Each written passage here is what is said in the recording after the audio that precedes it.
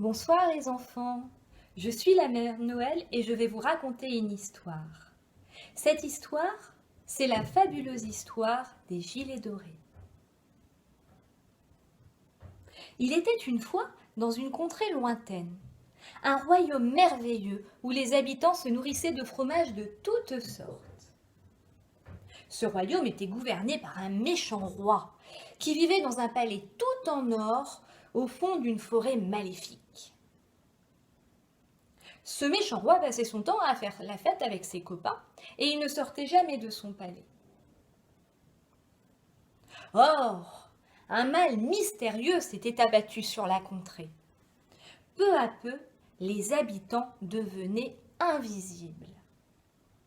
Ils perdaient d'abord un pied, et puis le nez, et puis la main, et à la fin, ils n'étaient plus rien.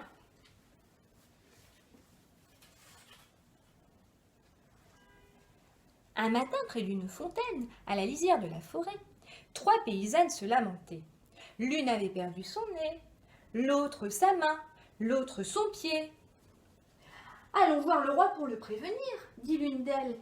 « Mais la forêt est pleine de dangers, » répondit l'autre. « Et le roi ne voudra jamais nous voir, » renchérit la troisième. À ce moment-là, elles entendirent un gémissement. « S'il vous plaît, aidez-moi !» Un vieil homme les interpellait. « Donnez-moi un peu de l'eau de cette fontaine !» Les 3 femmes s'exécutèrent.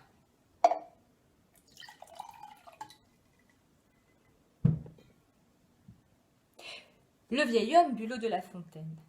Il dit alors: « Je m'appelle Midas et je veux vous donner un cadeau pour vous remercier de votre bonté. Voici des gilets magiques. Chaque gilet est tissé avec un tissu d'or très spécial. Celui qui les porte devient visible aux yeux de tous, même aux yeux du roi. » Munis de leurs gilets magiques, les 3 villageoises s'enfoncèrent dans la forêt profonde.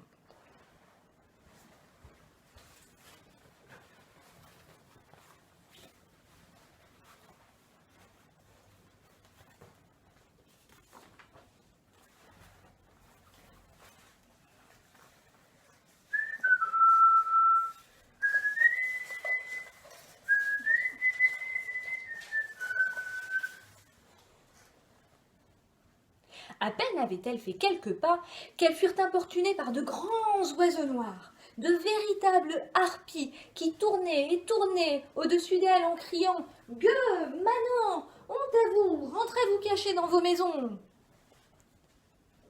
L'une des 3 amies eut honte, alors elle rebroussa chemin. Certains paysans qui regardaient la scène se mirent à crier avec les oiseaux de malheur. « Gueux, manants, honte à vous, rentrez vous cacher dans vos maisons !» Mais tous les autres décidèrent d'accompagner les villageoises, parce que, eux aussi, ils devenaient invisibles. Ils étaient un groupe maintenant. Ils continuèrent leur chemin dans la forêt profonde.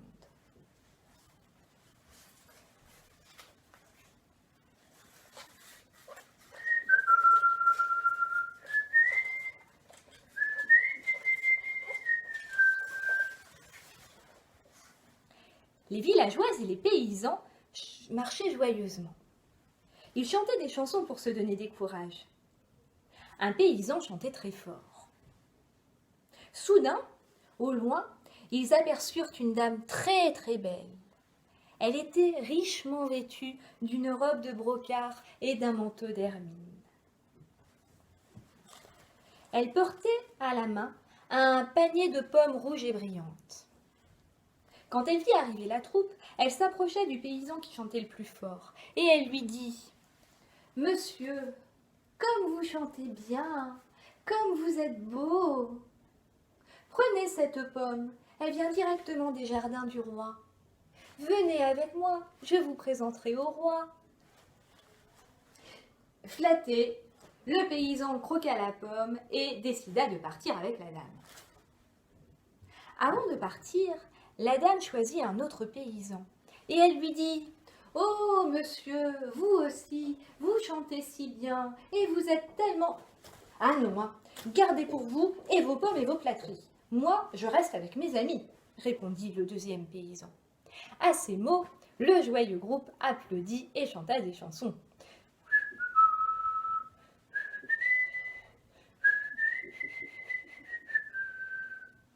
Dépitée, la belle dame, qui était en fait une affreuse sorcière, se mit à crier: Gueux, maman, honte à vous, rentrez vous cacher dans vos maisons.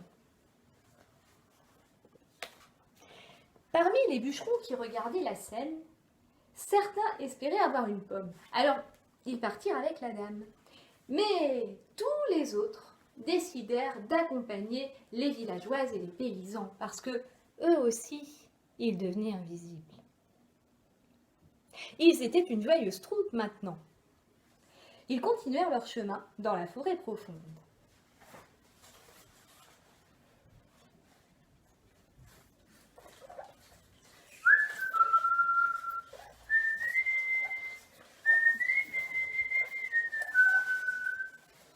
Les villageoises, les paysans et les bûcherons marchaient joyeusement. Ils arrivèrent près d'une rivière où se trouvait une femme très très laide. Elle portait un long nez crochu, plein de verrues, et des longs doigts tout tordus.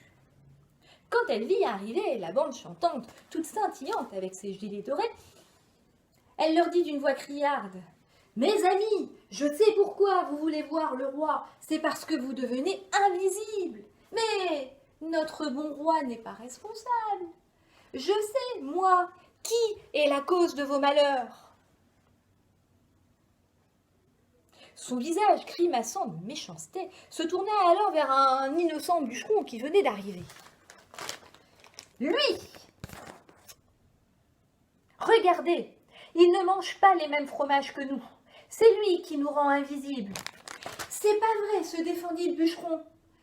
Mais déjà, les oiseaux de malheur tournaient et tournaient autour de sa tête en criant: Ah bas l'étranger, il ne mange pas les mêmes fromages que nous, c'est lui qui nous rend invisibles. Le bûcheron innocent s'enfuit, pourchassé par les oiseaux de malheur, la méchante femme et, hélas, une partie des amis de la troupe qui avaient cru à ses mensonges.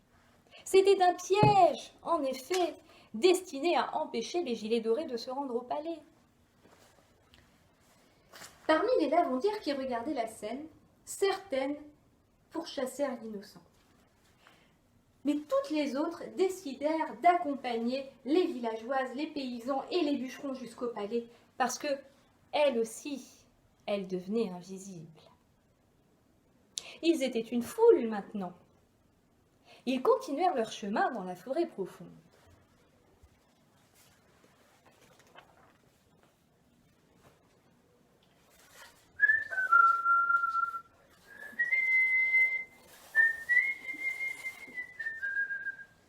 Les villageoises, les paysans, les bûcherons et les lavandières marchaient joyeusement. Au loin, on voyait le palais du roi. Ils étaient presque arrivés. C'est alors que des hommes armés leur coupèrent le chemin. Ils portaient une armure effrayante, toute noire, avec un bouclier. Ils avaient dans les mains des boules de feu qui rendaient aveugle celui qui les regardait. Surprise, la foule chercha d'abord à se protéger. Épouvantés, certains s'enfuirent. D'autres, aveuglés, s'arrêtèrent pour se soigner. Mais tous les autres gilets dorés continuèrent à avancer. Les courageux gilets dorés étaient arrivés aux portes du palais. Celles-ci étaient gardées par les soldats du roi. Beaucoup de soldats croyaient que leur devoir était de protéger le roi. Mais quelques-uns pensèrent à leur papa ou à leur maman, qui, eux aussi, devenaient invisibles. Ceux-là laissèrent la foule entrer.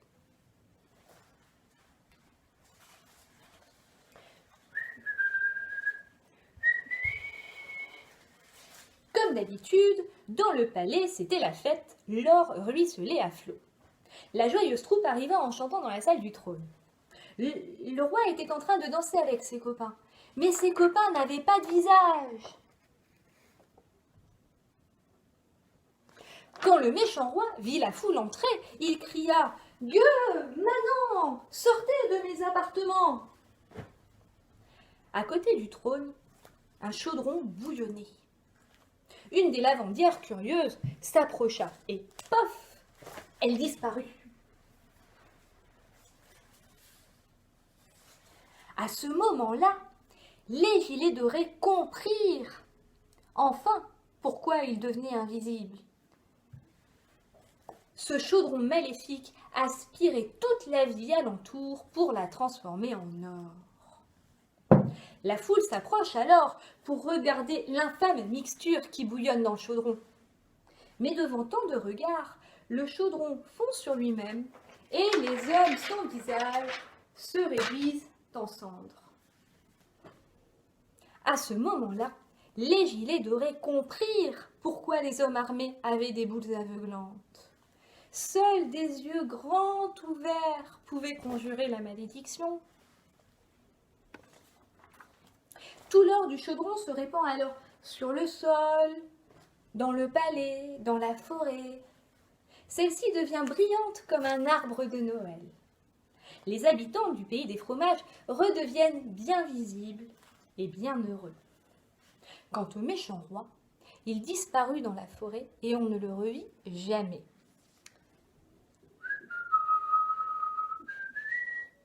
Mais, au fait, et Midas, qu'est-il devenu? Près de la fontaine, le bon Midas célébrait sa libération. Depuis des siècles, il souffrait, lui aussi, d'une terrible malédiction. L'eau, la nourriture et tout ce qu'il touchait se transformait en or. En conséquence, le pauvre mourait de faim. Désormais, grâce au gilet doré, il pouvait aller lui-même chercher l'eau du puits et cultiver les légumes de son jardin. Joyeux Noël les enfants, à l'année prochaine!